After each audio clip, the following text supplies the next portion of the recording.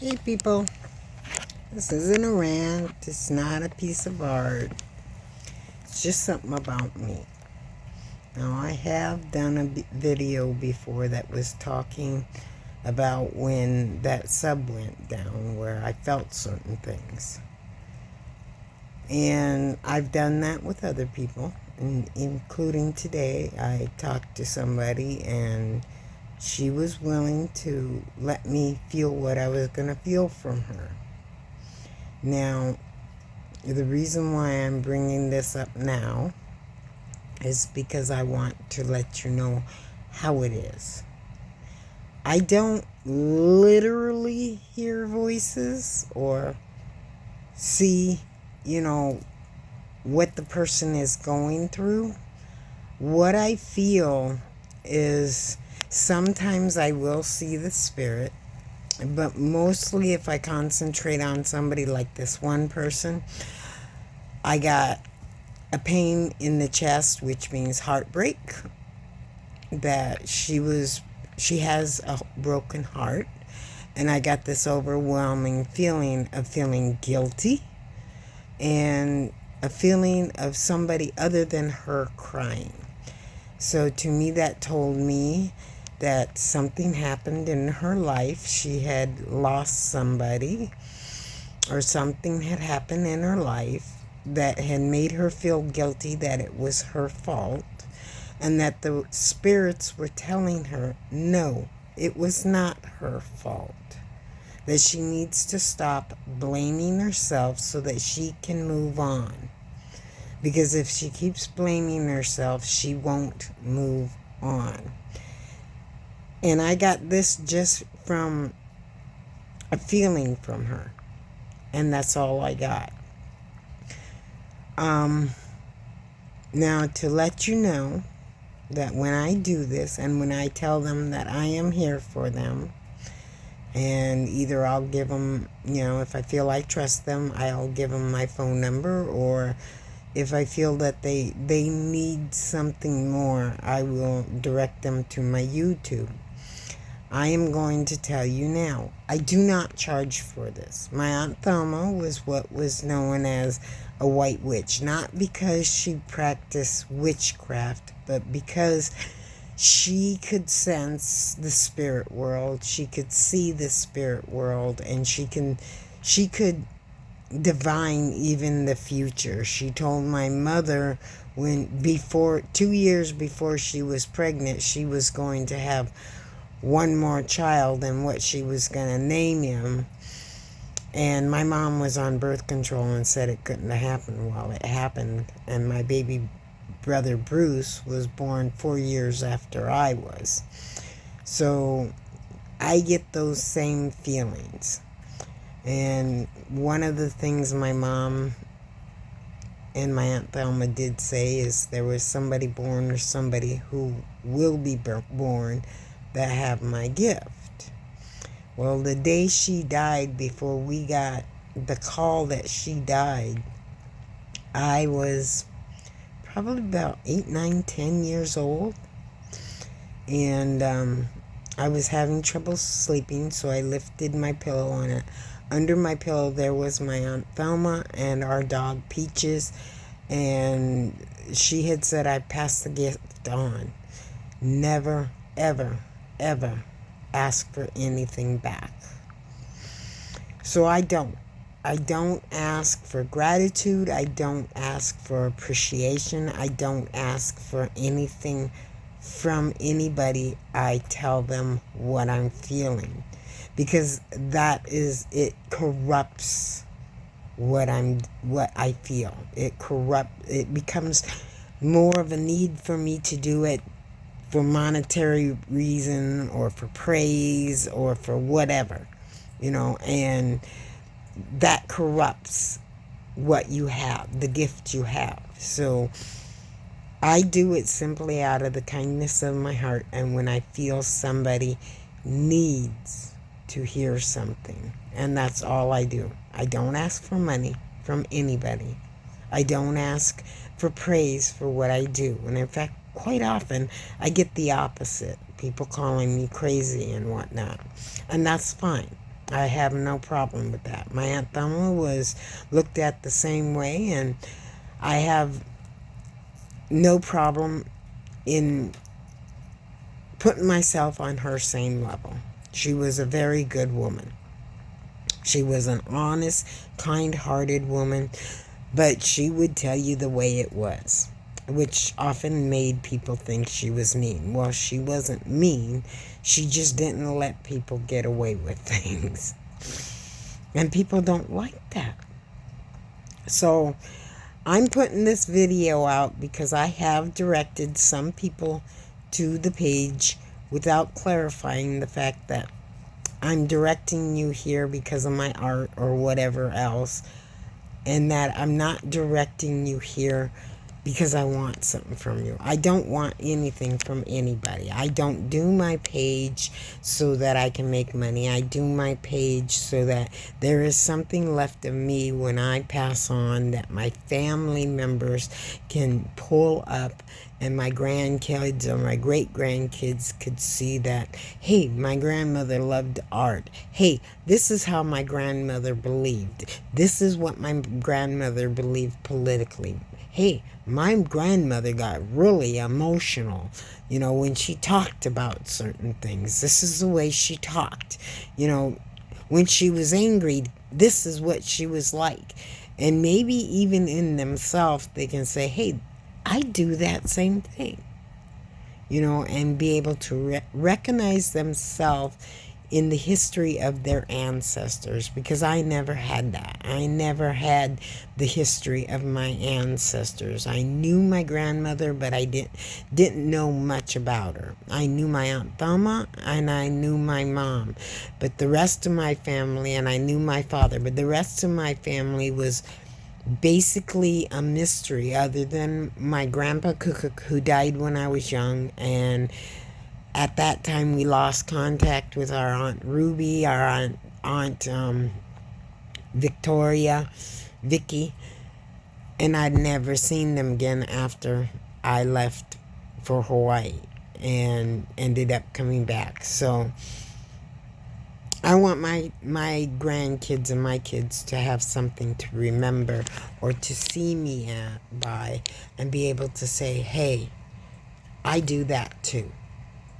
So that they know that this is a family heritage, whether it's the way I talk, the way I get upset, the way I feel, the things I believe in, whatever it may be, or even my ability to feel the spirit or see the spirit.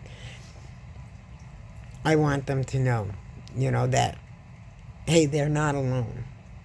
This is not just them. They've got somebody in the family who is like them. And they can recognize themselves in their family and have past family to look at. And that's also why I had my DNA taken, so I could see a bit of who my past family was, because I didn't get that history from my family. So I wanted to let people know that if for some reason I feel something spiritually from you and I talk to you about it, I'm not seeking money. I don't want money. I do not want to corrupt my Aunt Thelma's gift. She was a good woman, and if I was to corrupt that, she would haunt me until the end of times, first of all. And that's a woman you didn't want to make mad.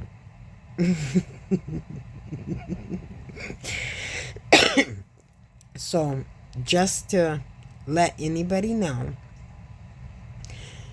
I do it out of the kindness of my heart and in the hopes of giving somebody peace. And not to gain, not to prosper, not to feel great about myself. It's in the attempt to give somebody peace.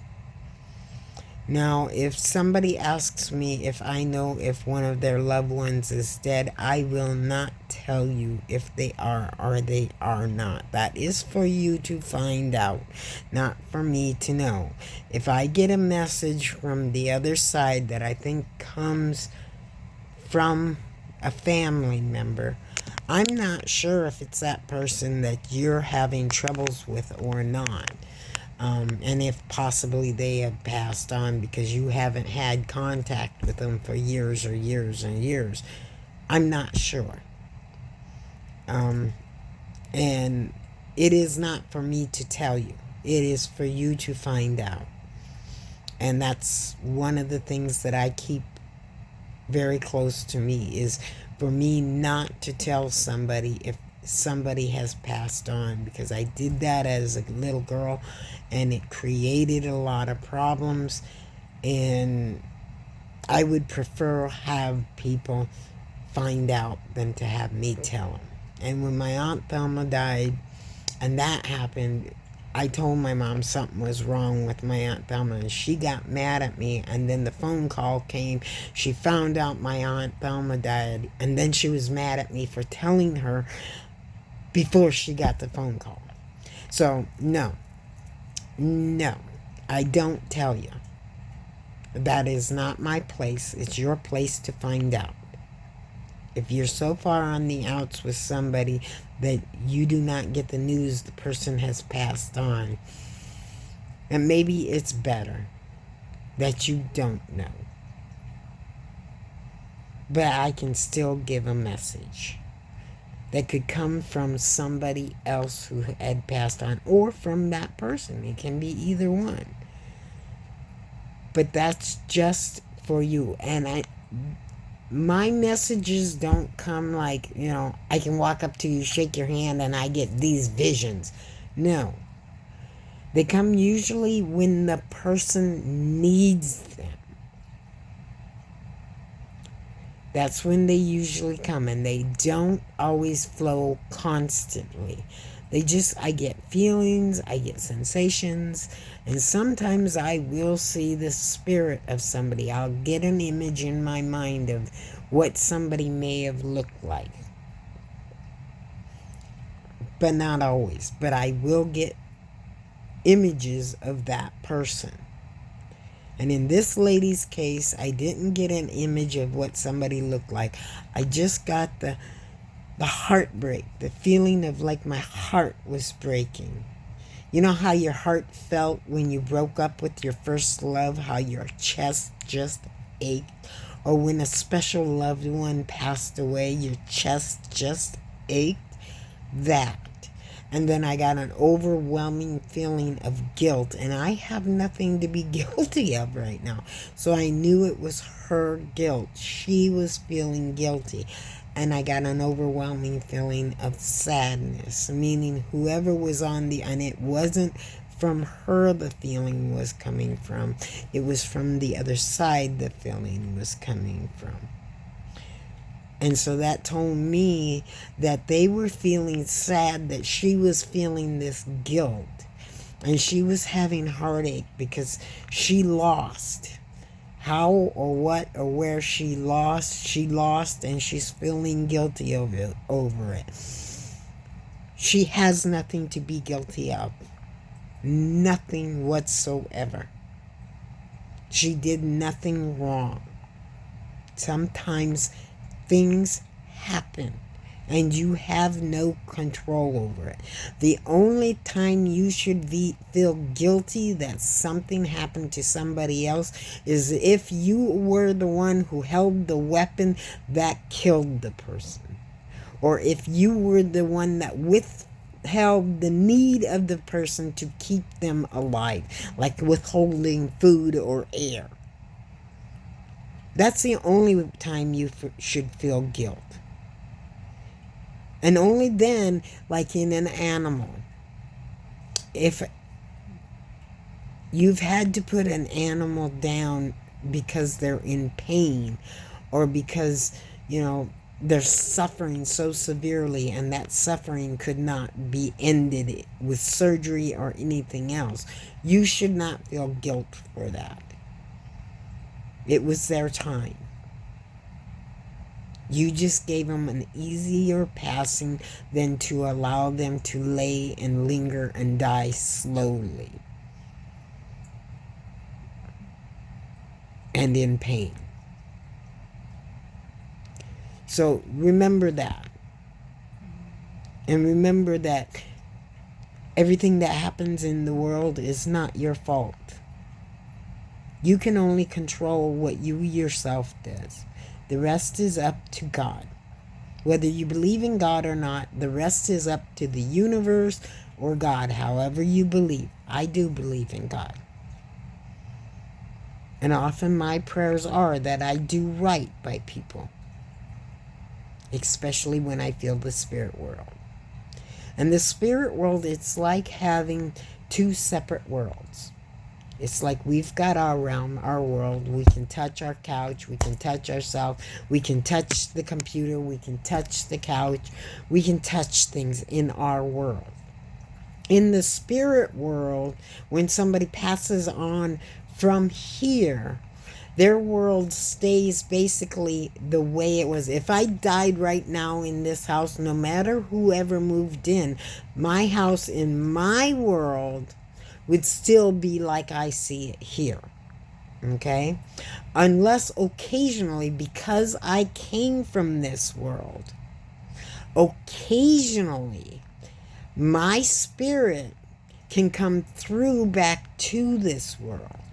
And I might be able to see certain things or know certain things about this world. I might be able to see a loved one who may inherit my home. I might be able to see what's, how my home was changed.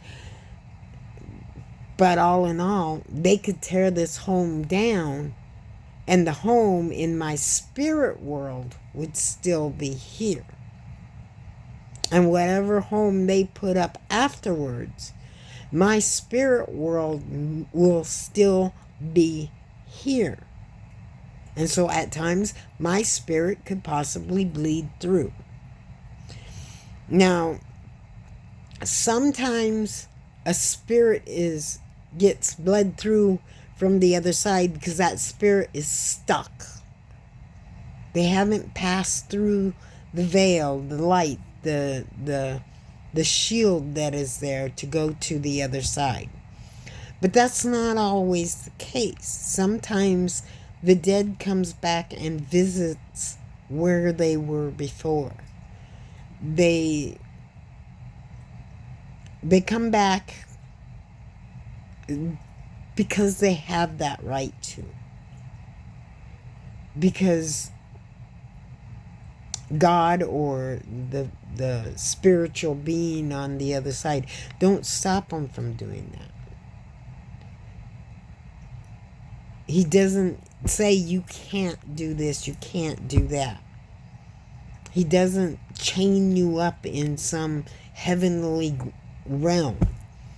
He knows where you came from and he wants his children happy. But there are spirits that do get trapped, and they're trapped either because they don't know how to cross over or they're afraid of crossing over because they feel that they're not worthy to cross over. But most of the spirits I see are ones that, they said, hey, God, I'd like to go here. Can I do that? And God says, yes, I have no problem with that. Go ahead, so long as you cause no harm. And so they come back and visit where they've been before. Or they come back and they visit a loved one and see how their loved one is doing. Or they come back and help a loved one. That little idea you never thought could come into your head when you're trying to problem solve something, on a new job or something else. And then all of a sudden it comes to you what you should do. And at the same time you get the thought of that loved one who had passed. That's because that loved one gave you that message. That loved one said, hey, look, you're having a hard time figuring this out. Let me tell you the pros and cons. And you'll get the thought of the pros and cons, and then you'll think of your relative who would often help you through things and that's what happened, and then you figure out what you're going to do. And that's because that relative was there helping you. Whether you know it or not, they were there helping you just like they did in life when you needed their advice. Because they don't want to see you suffering any more than God wants to see them suffering. So that is a bit about myself. And that is a bit about you and your ability to feel the spirit. Because you have that ability. You just have to not be afraid of it. And you just have to learn to understand it. And the spirit world sometimes will come to you in your dreams. And if you learn to keep a dream journal, you will learn the patterns of when the spirit world is coming through or when you're just having a goofy dream. So that's a little information for you. And whether or not you like what I'm saying or not is up to you, not to me. So have some blessings to you all. Hoping you all peace and quiet. And hoping that you realize your loved ones are still out there. They love you. And that you do not have anything to feel guilty about. If something had happened to your loved ones, it was not your fault. Okay?